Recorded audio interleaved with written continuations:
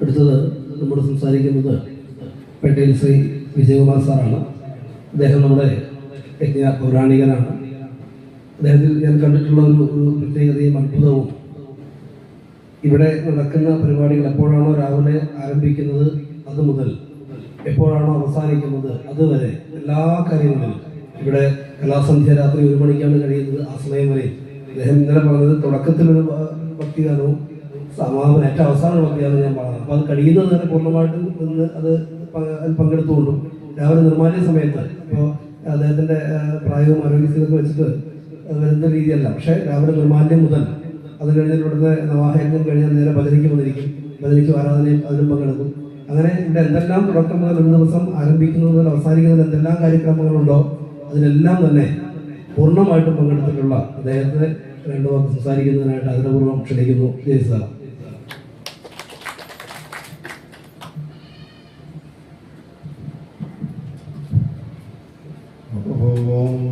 ശ്രീ സദ്ഗുരുഭ്യോ നമഃ.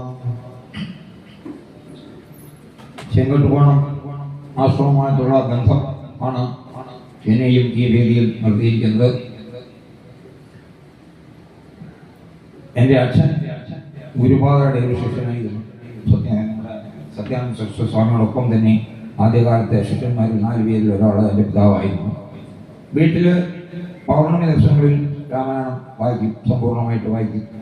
അങ്ങനെ കുഞ്ഞുനാൾ മുതൽ 2 വയസ്സ് മുതൽ തന്നെ ആ കേട്ടുള്ള പരിചയം കൊണ്ട് രാമായണം അന്ന് മുതലേ കേൾക്കും.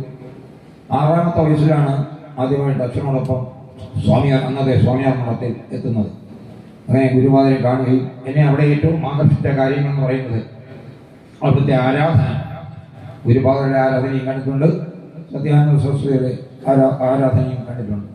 ആ ആരാധനയും ശ്രീരാമ നവമി ദിവസങ്ങളിൽ അവിടെ ഈ ചപ്രങ്ങൾ എഴുന്നള്ളിച്ച് വരും. ആ സമയത്ത് അവിടെ നടക്കുന്ന ആ വരവേൽപ്പും ആ സ്വീകരണവും ഗുരുപാദരും നമ്മുടെ സത്യാനന്ദ സരസ്വതി സ്വാമികളും ആ ചപ്രത്തിൽ ശരിക്കും ഒരു ആഞ്ജനേയരായിട്ടാണ് ആ ചപ്രത്തിൽ അവരുടെ കർമ്മങ്ങൾ കാണിക്കുന്നത്. അങ്ങനെയുള്ള ആ 2 കാര്യങ്ങളാണ് അതിനെ പ്രത്യേകം ആകർഷിച്ചിട്ടുള്ളത്. അങ്ങനെ രാമായണവുമായിട്ട് നന്നേ ചെറുപ്പത്തിൽ തന്നെ ബന്ധമുണ്ട്. രാമായണം ആരും പഠിപ്പിച്ചിട്ടില്ല, കേട്ട് പഠിച്ചതാണ്. പിന്നെ അതിൽ ഈ പൂർവ്വജന്മാർജിത വാസന കൊണ്ടായിരിക്കാം അതിൽ കൂടുതൽ താല്പര്യം തോന്നുകയും ഇതുപോലെയുള്ള സാറിനെ പോലെയുള്ള മഹാ ആചാര്യന്മാരോട് പാരായണം ചെയ്യുവാനുള്ള അവസരങ്ങളുണ്ടായത്. നവാഹ യജ്ഞം എന്നെ സംബന്ധിച്ചത് 2ാമത്തെ യജ്ഞമാണ്. ഞാൻ ഇവരോടൊപ്പം കൂടുതൽ വേദികളിലൊന്നും പോയിട്ടില്ല. നമ്മുടെ രാമാനന്ദ സരസ്വതി അവരുടെ ഷഷ്ടിപൂർത്തിയോടനുബന്ധിച്ച് ബോംബെ ആശ്രമത്തിൽ ഒരു നവാഹം ഉണ്ടായിരുന്നു. പക്ഷേ അന്ന് ക്ഷണിക്കപ്പെടാത്ത അതിഥിയായിട്ടാണ് ഞാൻ അവരോടൊപ്പം എത്തിയത്. പക്ഷെ അവിടെ എത്തിയപ്പോൾ യജ്ഞാഭവലോണി സ്ഥാനം നൽകുകയും എന്നെ അവിടെ ഇരുത്തുകയും ചെയ്തു. അത് കഴിഞ്ഞപ്പോഴാണ് 2ാമത്തെ നവഹായജ്ഞവേദിയാണ് എന്നെ സംബന്ധിച്ചത്. പിന്നെ ഈ ഭജന എനിക്ക് നേരത്തെ താല്പര്യമുള്ള ഒരു മേഖലയാണ്. അത് അങ്ങനെ രാമായണം മാത്രം മതി എന്നാണ് ആദ്യകാലങ്ങളിൽ തീരുമാനിച്ചിരുന്നത്. പിന്നെ എന്തോ ഉൾക്കടാക്ഷം കൊണ്ടായിരിക്കാം ഭഗവത്ഗീത പഠിക്കാനിട വന്നു. അവസാനം നാരായണീയവും വേണ്ട എന്ന് വെച്ചിരുന്നതാണ്. അതും കഴിഞ്ഞ 8 വർഷമായിട്ട് പഠിക്കുവാനുള്ള അവസരം ഉണ്ടായി. ഇപ്പോൾ Haridasji institute of Narayaneeyam studies and research centre എന്ന് തിരുവനന്തപുരത്ത് പ്രവർത്തിക്കുന്ന ആ സംഘടനയുടെ പ്രസിഡന്റ് കൂടിയാണ് ഇപ്പോൾ. അങ്ങനെ രാമായണം എന്നെ സംബന്ധിച്ച് എൻ്റെ ഒരു ജീവശ്വാസമാണ്. അപ്പോൾ ആ രാമായണം നവായജ്ഞ രൂപത്തിൽ ഇങ്ങനെ ഇവിടെ ഒരു ഈ ആശ്രമത്തിൽ ഉണ്ട്. സാറ് അത് വായിക്കാനായിട്ട് വരണമെന്ന് എന്നെ വിളിച്ച് സോമൻ സാറാണ് പറയുന്നത്. ഈ ആശ്രമത്തിൽ നിന്നുകൊണ്ട് തന്നെയാണെന്ന് തോന്നുന്നു എന്നെ വിളിച്ചത്.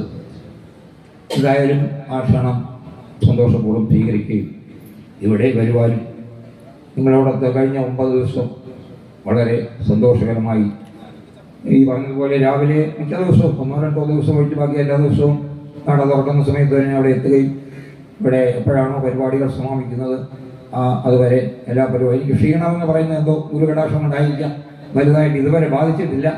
ഒരു 4 മണിക്കൂർ 3.5 മണിക്കൂറൊക്കെ ഉറങ്ങിയാൽ ധാരാളം എന്നാണ് പൊതുവെയുള്ള അനുഭവം. അത് ഈശ്വരാനുഗ്രഹമായിരിക്കാം.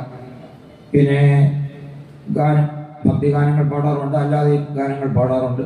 ആശ്രമാന്തരീക്ഷമായതുകൊണ്ടാണ് ഭക്തിഗാനങ്ങൾ മാത്രം പാടിയത്. അതും ഒരു ഇതാണ്. പല സീനിയർ ഫ്രട്ടേണിറ്റിയിലും മുതിർന്ന പൗരന്മാർ സംഘടനയിലും റെസിഡൻസ് അസോസിയേഷനിലുമൊക്കെ പങ്കെടുത്ത് ധാരാളം ഇത് ചെയ്യാറുണ്ട്. ഏതായാലും ഇവിടെ വരുവാൻ സാധിച്ചതൊരു മഹാഭാഗ്യമാണ്. ആ രണ്ട് ഗുരുക്കന്മാരുടെ സ്മരണയെ മുൻനിർത്തി നമ്മുടെ അരുൾസ്വാമി ഇവിടെ സ്ഥാപിച്ച ഈ ആശ്രമം വളരെ പെട്ടെന്ന് തന്നെ ഉയരങ്ങളിലേക്ക് പോകുമെന്ന കാര്യത്തിൽ യാതൊരു സംശയമില്ല.